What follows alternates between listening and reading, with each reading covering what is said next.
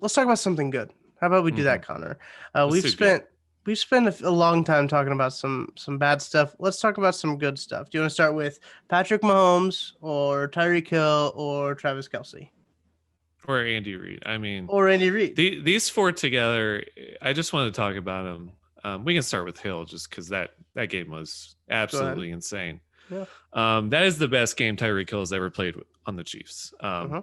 He showed off everything, honestly, which was why it was so impressive. He showed off how he could beat press. He showed off his contested catch skills. He showed off his hands. He showed off his yak. He showed off his speed. It was quite. It was a spectacle, honestly. It Mm-hmm. was the best. It was the best the modern NFL can give as far as a product. Him and Mahomes just connecting in that first quarter. Yep. And he kind of just shows why he is a top 5 wide receiver. And I don't know if I say he's the best wide receiver, but he's the most dangerous wide receiver. Mm-hmm. You know how like DK Metcalf's not the best wide receiver, but he's a very dangerous one. That's Yeah. kind of what Tyreek Hill is, except he's more of a complete wide receiver right now than DK is even. Mm-hmm. So he's definitely top 5 to me now. He's proving this year he's top 5. I think he has 13 touchdowns this year, Yeah. which is That's a insane. lot. That's like almost on pace to match the record, which I think is 22 by Jerry Rice or Randy. I forgot which one it was. I It might have can't been tell you off the top Randy's of my year head. with Brady or Jerry Rice's, but Randy had 23 with Tom Brady. That what was that year? 2007. 2007? Yeah. Yeah, Yeah. that was The year 23 they that went year. 18-1. Mm-hmm. Yeah. It's not quite on pace actually for that, but it's on pace to get like 18, 20 somewhere in that range, which is Which is still a lot. we have not seen that since Randy, I believe. I So don't think so. he's been on another level this year. He now leads the league in receiving yards. It's his best year. Do you remember before last year there was the stories coming out of training camp about Hill? People gushing over him, saying this is the best he's easily ever looked. He's stunning people in training Mm-hmm. camp. They were saying, I'm guessing he's going to get 1,800 yards this year. Yeah. Stuff like that. I remember all that. Then he got hurt week 1. Mm-hmm. Um, then there was not really the stories this year because of COVID. I think that's just might as well just throw it on this year because Right. it's obvious. It's he's just playing so great. Mm-hmm. And that kind of goes into Mahomes because he was the one throwing him the ball. Oh yeah. Uh, there was a graph I retweeted today that showed Mahomes over the last 5 weeks, his advanced metrics, EPA of play, and completion percentage over Yep. expected. He barely shows up in the graph. That's how high he is over the rest of the league. Even Rodgers, who's playing great right now too. So Mahomes has turned on another gear. He kind of is just showed the Chiefs that why would you even run the ball when you have me, Hill, and Kelce? Right.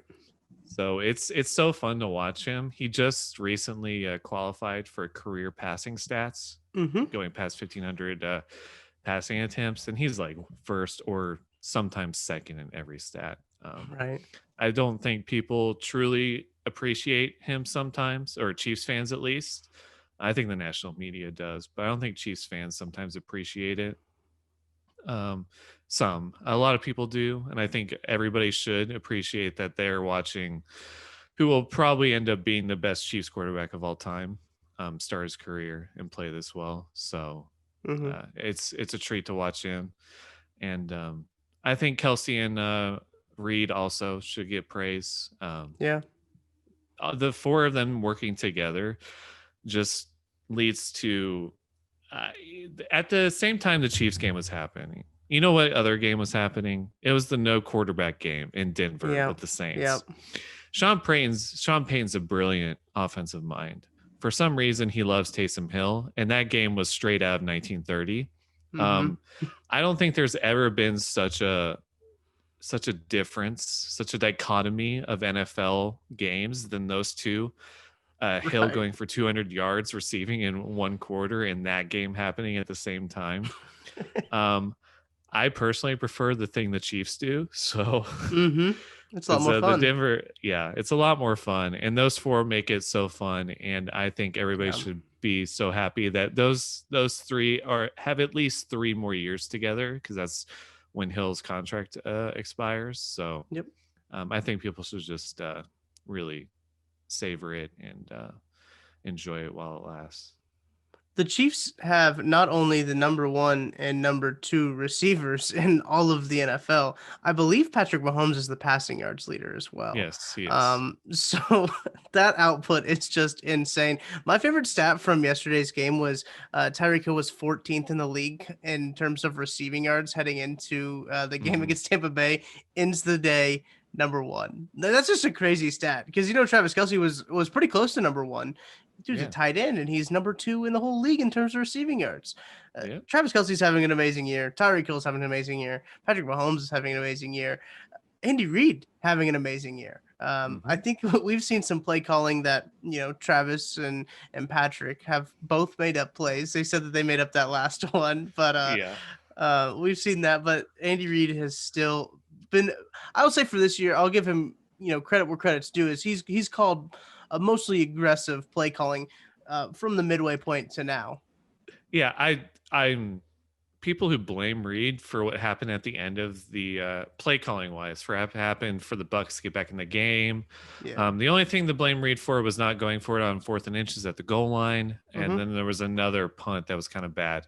But at the end of the game, Reed deserves no blame. This was actually the most aggressive I've seen him at the end of the game.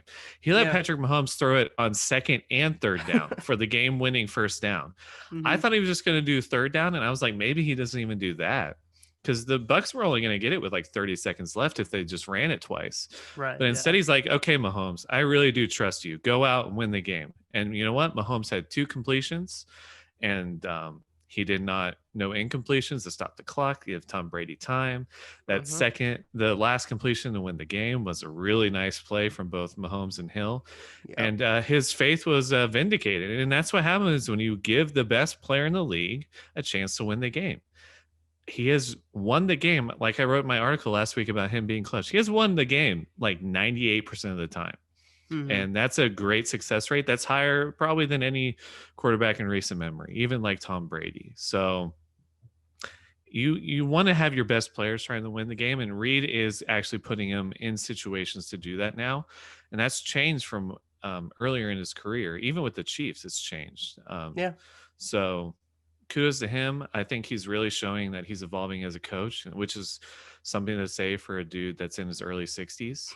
Usually NFL coaches are very adamant about not changing. And the Mm-hmm. reason Reed's so good, even going into his 20th year, 22nd, I forgot how many decades he's been in the NFL. It really shows that why his staying power has been so strong.